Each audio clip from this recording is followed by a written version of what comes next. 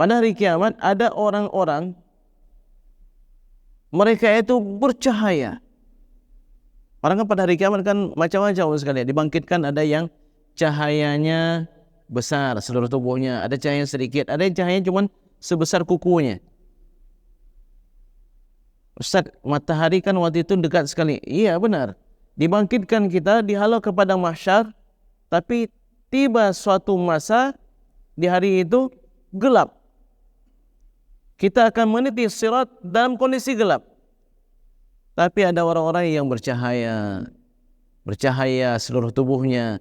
Ada yang bercahaya hanya sebesar kukunya. Tapi golongan ini, bagus sekalian, cahayanya itu sangat kuat. Dan mereka berada di mimbar-mimbar tinggi yang penuh dengan cahaya. Jadi ketika orang lain rendah, ini tinggi. Mimbar-mimbar yang bercahaya. Mungkin bahasa sekarang ini di podium-podium yang tinggi bercahaya.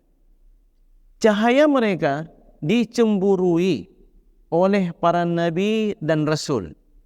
Dicemburui oleh orang-orang yang mati syahid. Menunjukkan apa?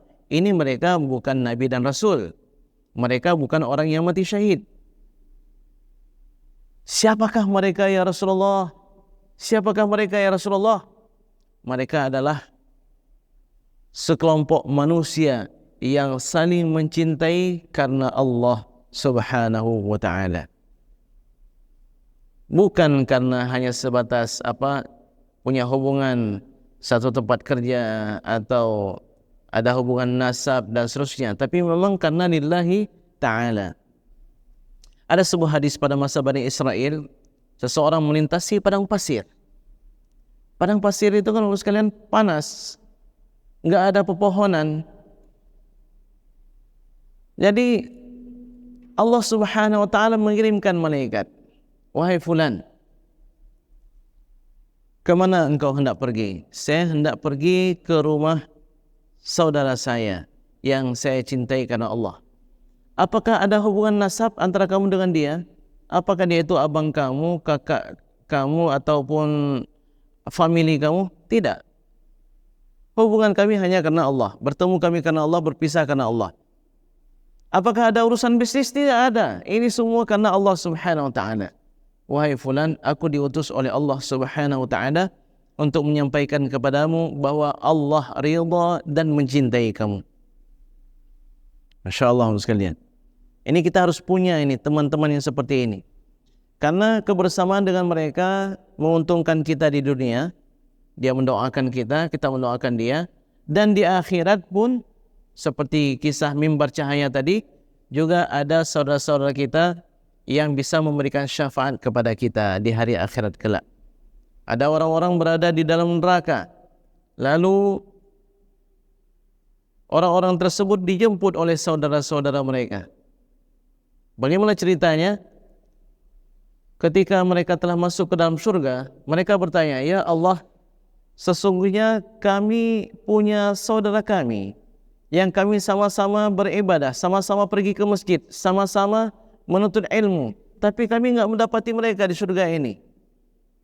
Lalu Allah Subhanahu wa ta'ala mengatakan, jemput saudara-saudara kalian di dalam neraka. Maka Allah Subhanahu wa ta'ala berfirman, al-akhillau yawma idzin ba'duhum li ba'din aduwwun illal muttaqin. Orang-orang yang saling cinta mencintai, yang berteman, yang bersahabat, pada hari kiamat nanti saling bermusuhan satu dengan yang lainnya, kecuali orang-orang yang bertakwa. Gara-gara kamu makanya saya sabu-sabu. Gara-gara kamu makanya saya enggak jadi berangkat ke masjid waktu itu. Gara-gara kamu maka saya enggak jadi menuntut ilmu. Karena faktor teman. Illal muttaqin, kecuali orang-orang yang bertakwa kepada Allah. Tidak bermusuhan, bahkan saling memberi syafaat. Kemudian sidang hadirin hadirat sekalian yang dimuliakan oleh Allah Subhanahu wa ta'ala. Yang kedua, jangan sampai persatuan kita ini dirusak oleh fitnah-fitnah yang tujuannya untuk menghancurkan kita. Fitnah ini sangat berbahaya sekalian. Ada orang nggak bisa melihat kita hidup rukun damai, nggak bisa melihat kita tenang. Pergi ke sana menjelekkan si ini, pergi ke sini menjelekkan sana, pergi ke si A, dia yang pergi ini menjelekkan si B, pergi ke si B menjelekkan si A.